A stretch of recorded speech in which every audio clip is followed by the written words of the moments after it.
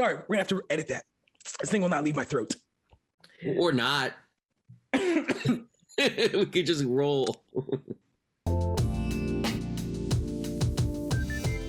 Monday morning, my favorite time of the week. Sunday morning, a little less than 24 hours ago, I'm at my mom's house. She's flipping through the channels, the guide to see what's on. She's like, ooh, the Bears are on. My mom is from Chicago, born and raised. She's a diehard Bears fan. She's like, the Bears are on against San Francisco. I'm like, Mom, are you sure you want to do this to yourself? And what my mom said is, yeah, I'm sure, because Matt Nagy's not coaching this week. So the Bears might actually do something. And we saw what Justin Fields was able to do. They didn't win, but Justin Fields running touchdown, passing touchdown, 100 plus yards rushing, that crazy spin move TD. You saw why you traded up for Justin Fields, but it was my mom with the spicy NFL take of the week. Shout out to my mom, Jeannie Campbell, out in Mississauga. Meghan McPeak, what is your spicy NFL take from this weekend? Okay, well, thankfully I had a backup because I thought your mom might steal mine. But I'll tie it in. Matt Nagy needs to be fired, but that's a whole other conversation.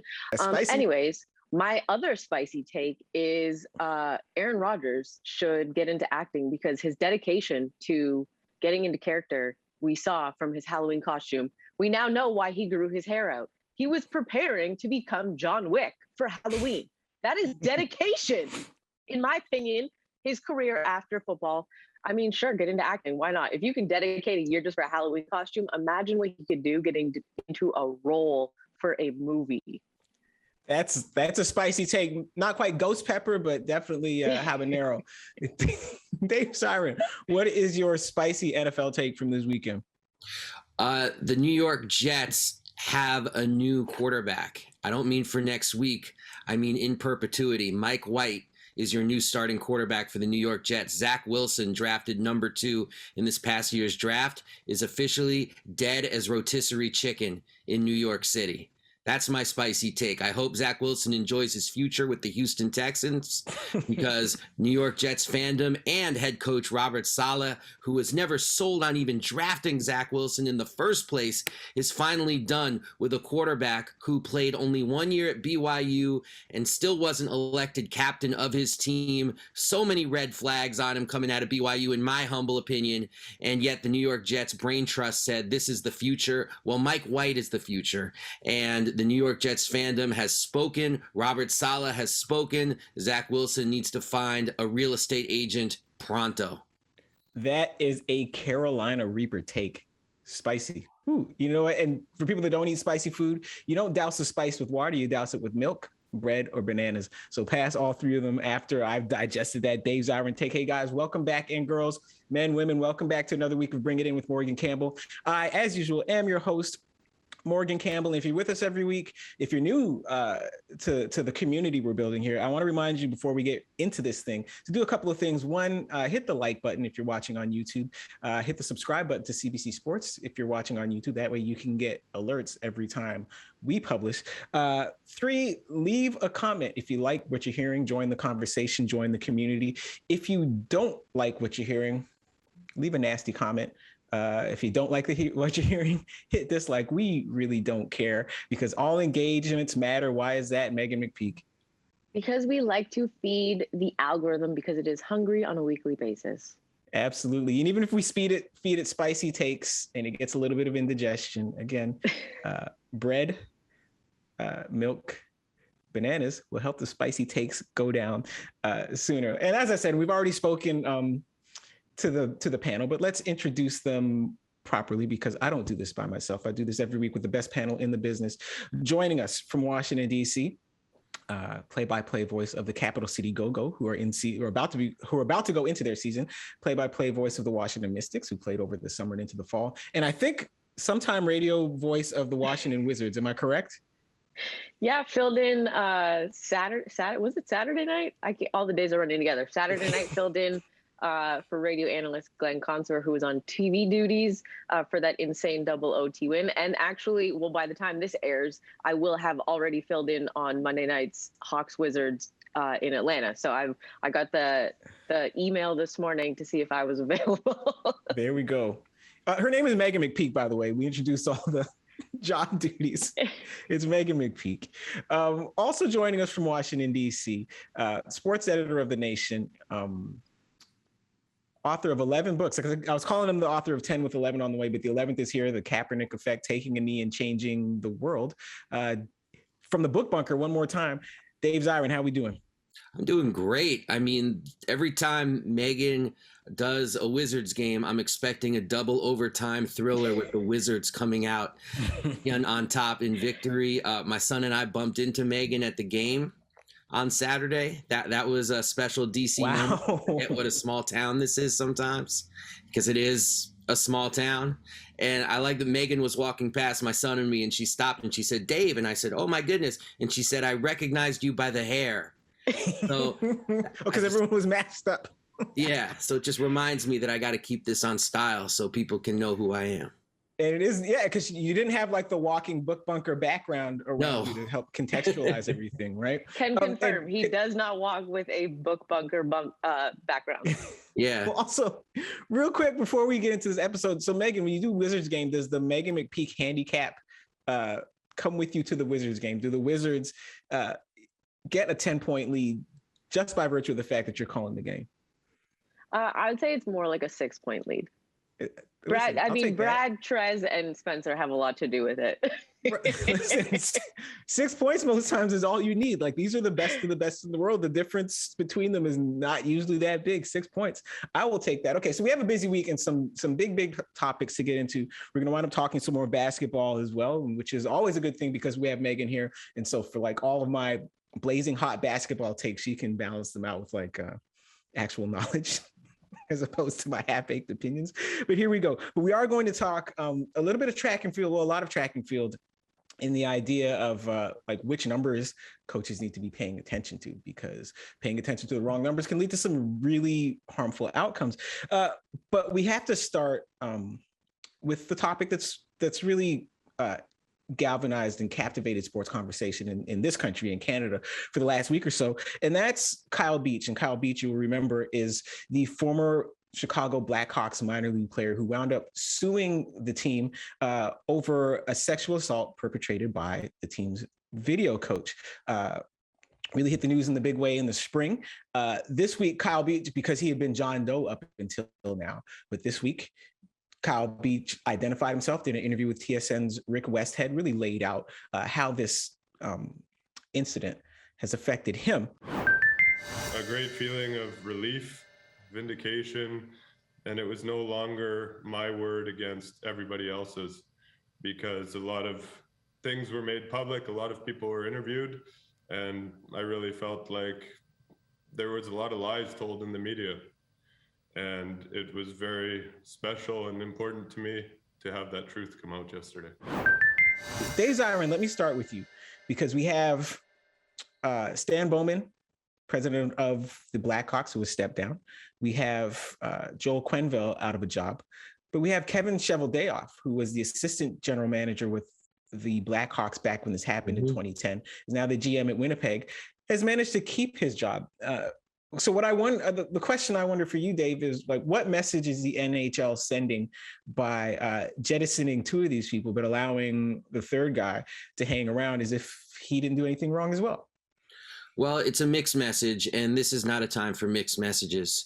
One of the parts about this story that's really the most troubling is the idea that people could have heard about what happened, been in the room, known what was happening, and done nothing to step in because of Stanley Cup aspirations, because of caring more about the image of the club than the realities of protecting survivors.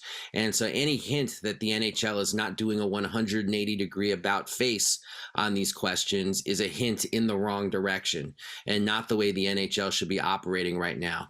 Gary Bettman has expressed remorse about this. Donald Fear, the head of the NHL Players Association, has called into question the union's own practices in terms of how it processed the situation when they heard about it many years ago. And that's all very welcome. That's a step in the right direction. But we also know, and this has to be part of the discussion, that this is not just an NHL story. This is a story about the National Women's Soccer League. This is a story about USA Gymnastics. This is a story about all the ways in which sports, particularly youth sports, but all sports, can become a magnet for sexual predation. And until the NHL takes a leadership role in saying, we want sports to be a sexual predation-free zone, and this is how we are going to do it going forward. And if that means rolling some heads, so be it, then they're only sending a half message, no matter how many good intentions they attempt to express. Yeah, and there's a big difference, Dave and Meghan, between like what people say and what people do. And there is some leeway. Like if the counter argument is, because one of the things that Kyle Beach made clear is that like as word of this thing started to spread through the locker room and people would start taunting him with these homophobic slurs. And now like you could, if you really wanted, say, well, 2010 was a different time and the conversation on homophobic language wasn't then where it is now, when people could toss those things around casually or as a joke in ways that they wouldn't do now. Oh, maybe. But the idea of learning about the details of a sexual assault and doing nothing, like that was as wrong back then as it is right now. Like all of this is unfolding like months before Joe Paterno winds up losing his job for having covered for Jerry Sandusky for all these years. So like 2010, 2011 wasn't so far gone, wasn't so far ago that people didn't think that sexual assault was wrong. Like people knew this thing was wrong. It just wasn't expedient to do anything about it. And a really interesting character in all this is Kevin Cheveldayoff. Because what he has told, whatever he told Gary Bettman was enough to get him to save his job. And Gary Bettman says, well, because he was only the assistant general manager, like it wasn't really on him. But if you're the assistant general manager, you outrank the coach. You certainly outrank the video coach, and you can discipline the video coach. There's a lot of things you can do as the assistant general manager. But Kevin Cheveldayoff, around that same time, I can't remember if it was the same season or the following season, but he was one of the players in the Akeem Aliu saga when Akeem Aliu was in the Blackhawks organization and had the coach at the minor league team berate him with the N-word. And he brought this to the attention of the superiors, who didn't do anything about it. What they did was they responded by labeling Akeem Aliu the problem and sending him deeper into the minor leagues, right? And so like all these years later, Akeem Aliu goes public with it. And I remember writing this story and sending an email to the Winnipeg Jets and saying, hey, Kevin Cheveldayoff, what do you have to say about this? And the response I got from the club was that, well, Kevin Cheveldayoff did not know anything about any of this racism until it came out this summer, where Akeem Aliu was like, no, all the higher ups knew because I told them. Yet somehow he is still on the scene. Meghan McPeak, like, what does this say about the changes that need to happen in the culture of hockey? I think it says a lot about the changes that need to happen in the culture of sports, period. Mm-hmm. It's not, like Dave just said, it's not just a hockey problem. This is a human problem, because you have countless situations, whether it is pro athletes, male or female, or just regular old citizens that are not pro athletes. Typically, the accuser is not believed, and they are picked and prodded and burned at the stake, essentially, to prove that what they are saying is correct. The accuser is treated like they are the one that did something wrong, when in actuality, it should be the person being accused that should be treated much more harshly than the person accusing them. The person accusing them is showing strength and bravery for coming forward and saying something, especially when you think of pro athletes, because male or female, however you identify with your gender or sexual orientation, it does not matter. At the end of the day, if you are a human being as a professional athlete, it takes an extra level, in my opinion, because of the level with which you are looked upon as a role model, as a quote unquote celebrity, if you will. Athletes are put on a pedestal. So when an athlete comes forward and says something has happened to them, we need to start believing them first and asking the accused questions immediately. We need to stop assuming that what we are hearing from these athletes, and as I said, quite simply humans, is that there is question as to what they are saying. Investigate immediately. Take what they are telling you. Take these allegations seriously from day one, so that 10 years later, we are not having these same conversations. Kyle Beach should not have had to sue the organization in order to get his moment to be believed. The higher ups knew this a decade ago and have done nothing. And in my opinion, anyone who was part of this essential cover up, if you will, should have repercussions, consequences, good or bad, decisions that you make as a person, as an adult. whether it is good or bad, has consequences. And you should have to deal with the repercussions of those consequences. There's no reason that any of these people should still be employed by the NHL in any capacity. You're telling Kyle Beach that what you told us doesn't mean a damn thing. So why would anybody else come forward with these allegations in any capacity? And people wonder why survivors don't want to come forward and don't want to report. This is why. It's the amazing thing, Meghan, to me, especially when I think about it in light of what you just ran down, is that there was, it wasn't that the Blackhawks brain trust did not believe Kyle Beach. Clearly there was an extent to which they believed him, but what they didn't want to do was take action immediately because it wasn't expedient. Because after the playoffs, they go to Aldrich and say, well, we can investigate you or you can leave. And so he left, but he still got to do, the post-Stanley Cup parade, get his name on the cup. But he also got to move on to other jobs. One, without anybody knowing why he left the Blackhawks, right? So all you know is that when you move down to a lower level, is that you're the guy that's been to the show, right? So now you're even more credible to all the rest of the people that you're coaching, right? And you have this trust that's built in because you have coached people in the NHL and no one else. So you know what it takes to get there, right? And what we have with Aldrich are more incidents, right? It wasn't just Beach that sued. It was another young player in Michigan in a case for which Aldrich was ultimately convicted, but the two of them sued. Dave, how important is it to have like a name and a face to this? That couple of things. I mean, that's such a complicated question because on the one hand, you see the incredible value of coming forward and being public, but I would never want to say that somebody who chose not to come public wasn't being brave, because oftentimes when you're a survivor, sheer existence is resistance. And so I want to give that respect. But of course, when someone does become public, it does make it easier for other people to be public. That's also just a fact. And it normalizes the idea of coming forward instead of existing in this societal veil of shame, which can so often be put upon survivors. So all the importance to that. But one issue, and maybe I'm getting this wrong, Morgan and Meghan, so you can correct me, but I'm still very vexed by the union's role in this. And I feel like it hasn't gotten enough coverage because from my research on this, it sounds like the union got the information when it happened, but it was in a category that's usually used for people who are suffering from drug abuse. And therefore, they had to respect the confidentiality of college. And that's why they said they didn't do anything. And I mean, I believe in respecting the confidentiality of people who are in drug rehabilitation in sports. I think that that's important if need be. But I don't understand why it was in that category, because we're talking about apples and oranges in terms of what the proper responses should be. And so Fear is talking about correcting that and not having that exist anymore. But why has it even existed at all? And where's the accountability in the union about this? Because players who have been victimized, they need to feel like they have a space where they can come to, where confidentiality will be protected if that's what they want, or coming forward if that's what they want. But the agency should be with the survivor, not with the union and whatever their protocols are. I just think Fear is addressing that now, but I would like to see addressed why this has had to take Kyle coming forward for the union to even have to say, wow, we've been doing this wrong for years.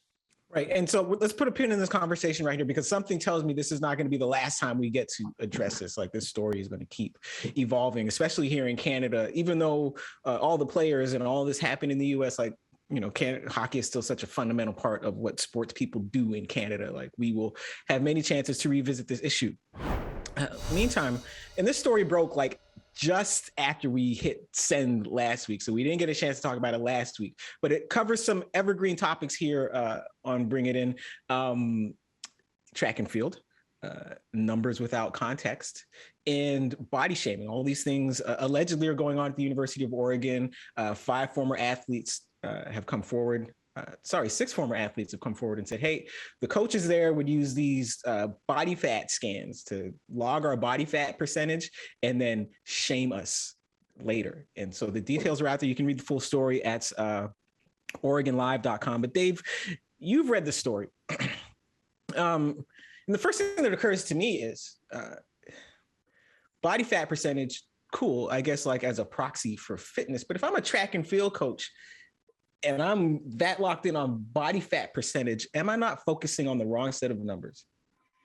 Well, you're focusing on the wrong set of numbers, and you're also focusing on the wrong mission for what you're trying to do with your track and field team, because I don't see how body shaming leads to better performance. Because we're not talking about dealing with computers. We're not talking about widgets. We're talking about human beings. And part of coaching is this idea of trying to build up the confidence and ability of the people that you are trying to coach. And I just cannot stand the way numbers are used to denigrate people's ability to achieve peak performance, because that's what coaching and that's what athletics should be all about. And so I see this as diminishing the mission of what a coach should do. I see this diminishing the mission of what a team should be doing. And I see this as being something very destructive to the athlete, which is when we're talking about particularly so-called amateur sports. For me, it's completely egregious. Now, we all know NCAA sports is completely professionalized. We all know big money is at stake, but we have to hold them true to what the mission of it is actually supposed to be. And this, to me, seems to run completely counter to that. Yeah, and a couple of things before I throw to Meghan, because a couple of things that stood out to me in this story is, one, the head coach, Robert Johnson, a tremendously successful head coach at the University of Oregon, which is a successful, traditionally powerful, well-resourced track and field program. And I'm paraphrasing his quote here, but he said, track and field's all numbers.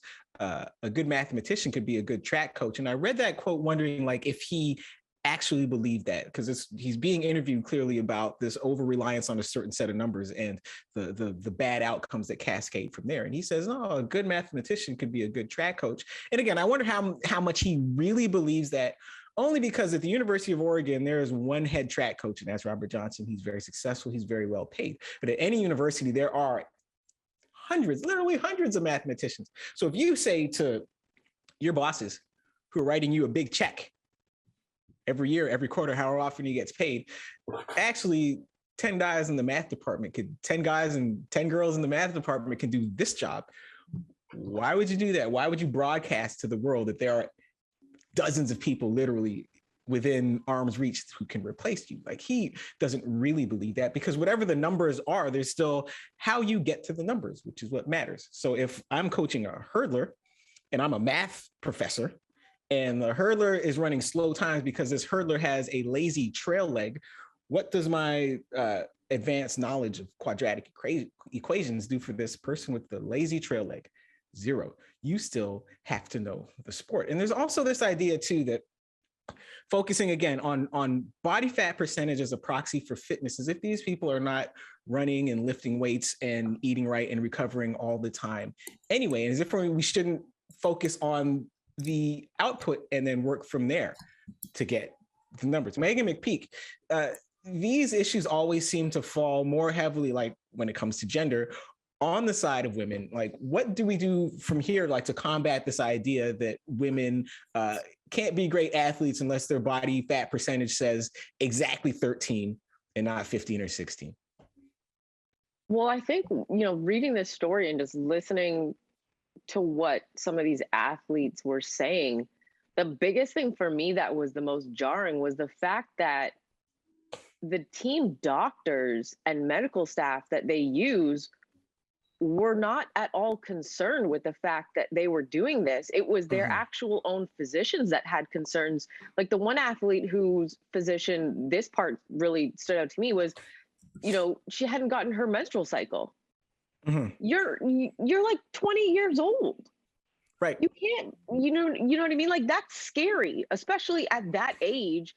No matter how, in depth and intense of an athlete you are, you still have to make sure that you're taking care of your body. And the fact that the team medical people were not at all concerned of the fact that this athlete was stressing her body that much, because, like, I understand when you're an elite athlete, you can still miss your menstrual cycle here and there, but missing it months at a time by also having a 13% or less body fat, not eating very much, because keep in mind, these athletes, some of them were binge eating. Yes. Binge eating, and you have all those multiple factors together, you're setting yourself up for completely destroying your body. And you're actually then doing a disservice to your ability to perform, to your point of, the boxer with the weigh-in, Morgan. These athletes were being forced essentially to try and keep their percentage under a certain number, but they also were so concerned by this that they weren't taking care of themselves still, and the medical staff wasn't helping them. The fact that their own doctor had to say something for them to be like, yeah, there's something going on here, this is a problem, to just kind of like re-jar them. Obviously the athletes knew there was an issue, but kind of just re-jar them into thinking like, okay, something needs to change here. The medical staff for Oregon should be worried about this. Like, these athletes can't just be doing this on their own. And the fact that they've come out and said this, like, kudos to them again, similar to Kyle Beach, having the bravery and the consciousness to say, this is not acceptable. This is not okay, because their long-term health is now in jeopardy. Dave Zirin. Can I just come in with something? Jump in wherever you want. There's an aspect of this story that, maybe this will fall by the prediction wayside, but I feel like I want to weigh in with it. Is everybody, I've spoken at the University of Oregon. I've visited there. I've met with the athletic staff there in the past, and everybody knows that the athletic department at the University of Oregon might as well be its own separate entity known as Nike University or the Phil Knight zone. I mean, the funding that goes into that athletic department directly from Nike is very intense. And I can't help think about this scandal, and that's what it is. It's a scandal, and link it to Allison Felix's public declarations over the summer that Nike jettisoned her over her pregnancy. And it makes me wonder if whether it's going to be women employees at Nike, whether it's going to be outside groups, are going to start be asking Nike, look, you depend on women consumers for such a massive part of what you sell in terms of apparel, in terms of everything. Do you have an answer for this? Do you have an answer for what's going on? Can you defend it? And linking it to what happened with Allison Felix, and really asking the question whether Phil Knight has the best interests of women athletes at heart. Yes, and because so many people, though, as Meghan pointed out, are so apprehensive about taking on Nike, because Nike is such a big benefactor of American track and field, right? Because now you might be that good. You might be that good when you graduate, but you're risking invites to meets, right? You're risking like benefits of doubts when it comes to discretionary calls, all of this stuff. So this is a minefield that these young people have to navigate. Not to mention the fact that these are people that are in school. So if you're talking about their body fat percentages aren't what the computer says they should be, and your solution, hey, hit the bike after practice, as if that's not just punitive and not really addressing the problem. Again, you have the resources. Like, what are you doing to make sure this person is supported in their eating habits? Focused solution to the problem instead of a coach-focused solution to the problem, because you're looking for the thing that's going to please the coach. But if an athlete put up a result and can do that consistently, then the problem is solved, and don't worry about this. So like, why these coaches aren't more worried about like, how are these athletes looking, feeling, performing day to day, week to week throughout the course of a season? Are they getting better? Because, and now if they can do that without hitting the exact body fat number that the computer says they can have, well, which one of these numbers should carry more weight? The coach-focused solution of the 13% body fat, or the athlete-focused solution of consistent improvement and feeling good and having enough energy left to go to class? And so this is where like we are, is again, we wrestle with numbers all the time. And these coaches, good for them that they are actually trying to use numbers. But just like the math teacher, if you don't know what the numbers mean, what they should mean, what they're doing for you, what they're doing for the athlete, then they're doing everybody a disservice. Let's move on, because like I love to rant, but like now I'm heated up. We got to cool down. And the only way we cool down, although it's hard to cool down because my favorite part of the week often includes very spicy takes. So again, get your milk, get your bread, get your bananas ready, because the takes are about to spice up my favorite part of the week. In or out, we got two topics teed up this week. First topic, we're coming straight to you first on this, Meghan, because you are our basketball. No, I'm going to come to you last, because like my take might be like way off base. So again, you can be the glasses milk cooling off the palate after the spicy take. All right. So Scottie Barnes, Raptors draftee, brought into the organization by the astute Masai Ujiri on draft night, is tearing it up. Our friend Josh Everly over on Twitter points out that Scottie Barnes' stats through his first 6 games basically line up with LeBron James' stats through his first 6 games. We all know what LeBron James has done now. This is not to say Scottie Barnes is going to become LeBron James, but I was at the game Friday night against Orlando. Scottie Barnes, I want to say, had 19 or 21 points, but like the times he was on the floor, he was the best player on the floor, either team. And I want to say it wasn't even close. It was like watching a college game and you're watching the guy who is going to get drafted.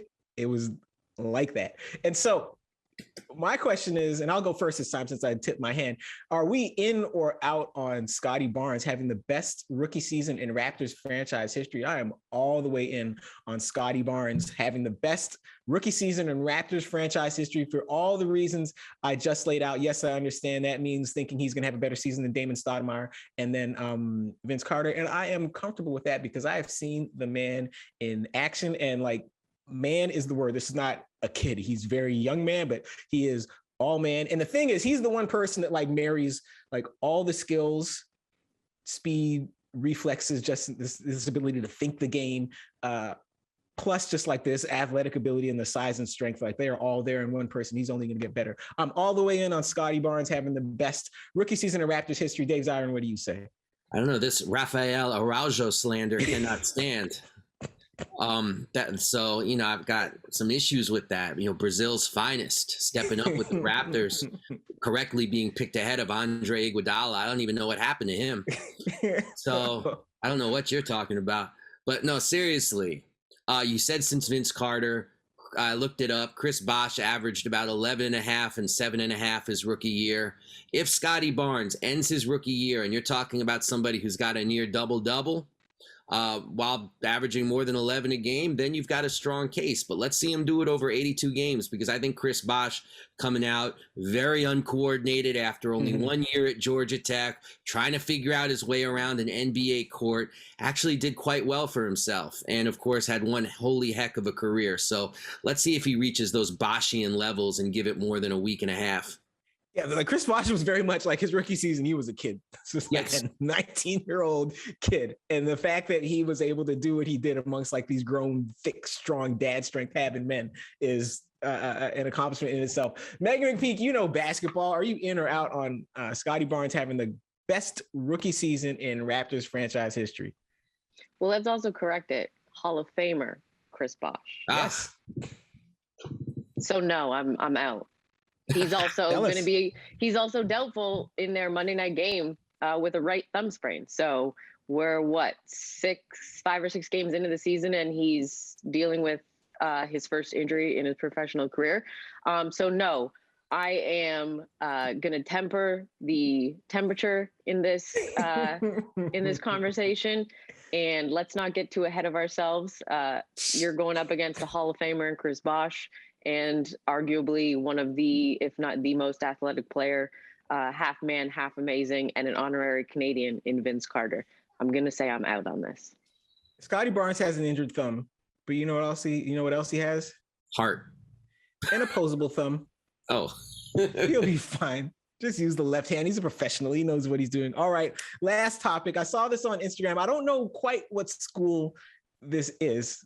I found it on House of Highlights Instagram feed, but it's a high school basketball team whose court is on carpet, and the players seem to love it because, you know, carpet's really bouncy and it's really grippy.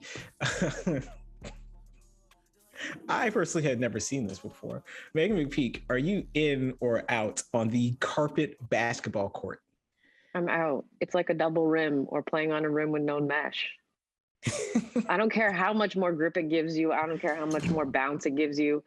Basketball was never meant to be played on a carpet, okay? Just like it was never meant to be played with double rims or no mesh. No, thank you. I'm out. Well, sometimes you don't have a choice with no mesh because you're in some yes, that's fine, okay? City You park, have a choice with carpet. That's true. Dave Zirin, you in or out? I'm totally in if we choose not to call it basketball. If someone wants to start a league called Bouncy Bouncy Ball or Grip Ball or something else that they play at the YMCA to make sure that little kids don't get hurt if they dive onto the court. More power to them. I don't like kids getting hurt. That's great. But if we're talking about like real basketball at a competitive level, I am only in if we remove the name basketball. And if they don't, then the family of Dr. James Naismith should sue right away. Play in socks. Deal with the static electricity. Oh, that would be fun. That would be fun. And what that would eliminate are like all the ticky-tack touch fouls, because you're gonna get it too. You don't watch there be like a Zaza Pachulia like shocking opposing players with his foot.